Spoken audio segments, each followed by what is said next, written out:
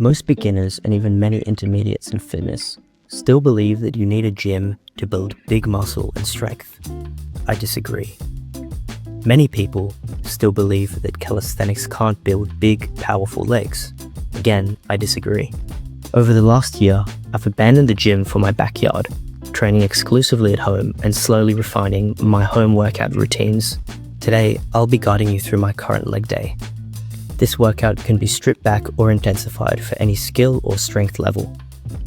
Unlike gym workouts that can get incredibly boring and routine very quickly, this workout is fun and varied, but will still deliver killer results and make sure that you can't walk down the stairs the next morning. This workout should take you around 1.5 hours. Let's dive right in. First, we begin with 5 quad drills to prep the joints and ease through range of motion. First up is twerking, also known in fitness as knee circles. We're going to do 10 of these, rotating either way.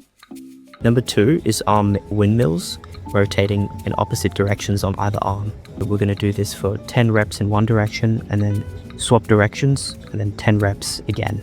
Number 3 is high kicks, so 5 kicks forward and sideways on either leg. Number 4 is alternating toe touches. We're going to do 10 each way, ensuring to keep your legs straight and rotating the torso as we reach down. Lastly is 5 deep squats, just to work through the range of motion and diagnose any quirks before you start lifting under load. For the cardio component of the warm-up, I recommend 5 to 10 minutes of any movement you find genuinely enjoyable.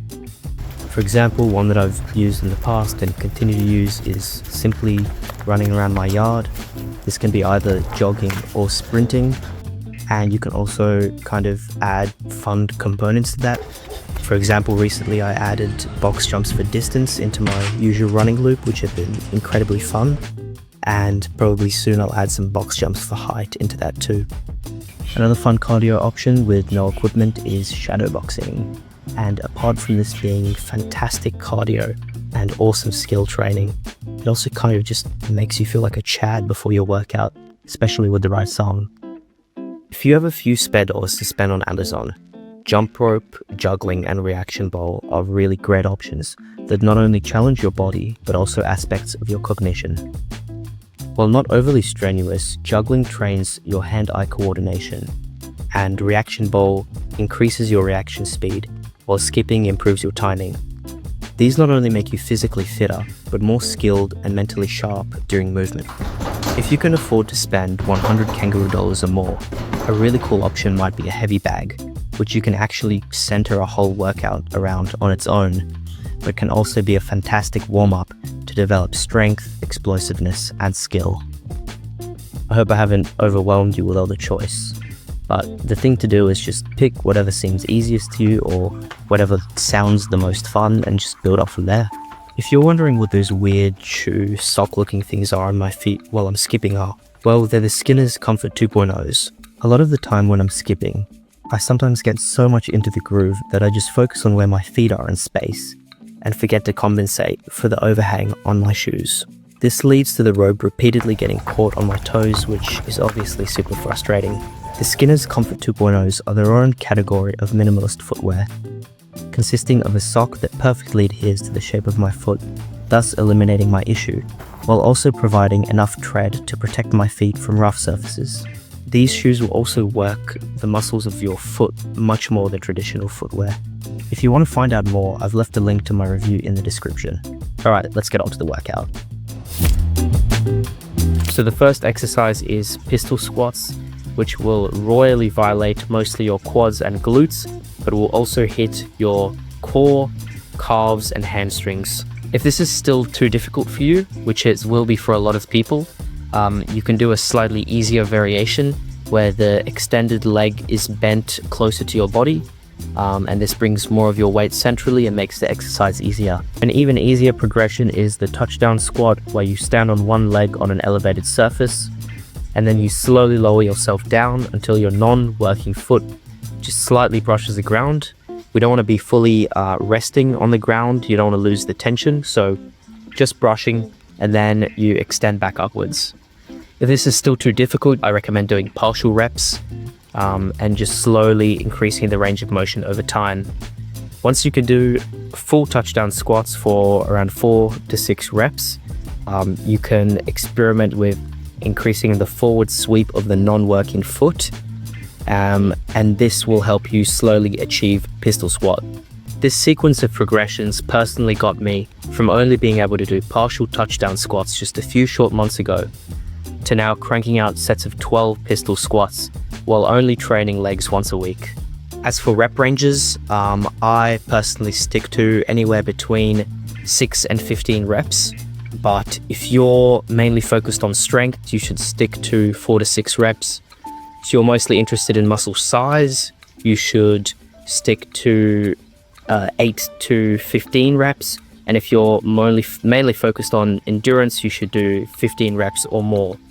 In regards to rest, I generally rest 2 minutes. This is kind of the industry benchmark for rest time, but it's important to be tuned to your body. It's okay to go a little bit over or a little bit under, just depending on how you feel that day. Our next exercise is the infamous Nordic hamstring curl. This is the calisthenics equivalent of a hamstring curl machine you'd find in a gym, except instead of curling weight that is centered around your ankles, you're curling your body weight with your hamstrings. And I love this exercise for the fact that it hits all 3 muscles of the hamstring, and it delivers a contraction to die for. To complete this exercise, you'll need some sort of overhang to hold your feet under, whether this is a bench, cabinet, or a workout buddy that's standing on your feet. So pretty much you just begin in an upright position and you slowly lower yourself by relaxing your hamstrings and then contract them again to return to that upright position for 1 rep. The intensity of this exercise can be increased or decreased by how bent or straight your lower back is. A more bent lower back shortens the lever arm and thus reduces the torque that gravity exerts on you, making the exercise easier, whereas a straighter back does the opposite. To make the exercise harder, slowly straighten your back until you can perform the exercise with a fully erect back. I personally aim to hit failure at around 4 to 6 reps for 4 sets. Now that the legs are thoroughly fried, we can move on to training core. Now, because of how essential a strong core is to keeping you stable throughout pretty much every bodyweight exercise, I tend to train core at the end of every one of my workouts. For our core exercise today, we're going to do some ab roller. But you said I wouldn't need any equipment for this workout. You don't. Long before I was ab rolling, I was doing this exercise called a walkout to plank, which is pretty much the same movement, just without the roller. The reason I switched to the roller is because I feel that it reduces the involvement of the arm muscles and lats in the movement and allows me to focus more on the core. An ab roller is literally about $10 from Amazon, or you can stick with the non-roller version. Both are great. Something I really like about the ab roller is the fact that it's actually quite a compound movement, so it obviously trains the core muscles but also hits lower back and lats quite a bit. The aim is to extend downwards from the beginning position while bracing the core and preventing the spine from bending downwards, then contracting the core hard to return to the original position. When I do this exercise, I kind of go until my core starts losing the war against gravity and my stomach starts sagging slightly. I'll then go slightly beyond this point, and then I'll contract the core and explode back up to the starting position. Delayed onset muscle soreness, or DOMS as it's commonly referred to, is pretty annoying, but luckily there are a few fairly easy ways to minimize it or even completely avoid it in certain cases. For those of you who don't want to use any equipment, your best option is an active cooldown. This just involves utilizing those same muscles you use throughout the workout, but for a very low intensity exercise. So for example, we just did leg day, so we do some very easy low intensity cycling or walking for 5 to 10 minutes, and that just aids in dispersing lactic acid, which is what causes muscle soreness. For the wealthier among you, another option is a foam roller. These start around $20 on Amazon, and it's pretty much just a block of foam that you roll over the muscle that you've just trained, and just roll over particularly stiff or sore areas repeatedly until the soreness goes away. This can be quite uncomfortable or even painful initially, but you do get used to it. and this functions again to disperse lactic acid.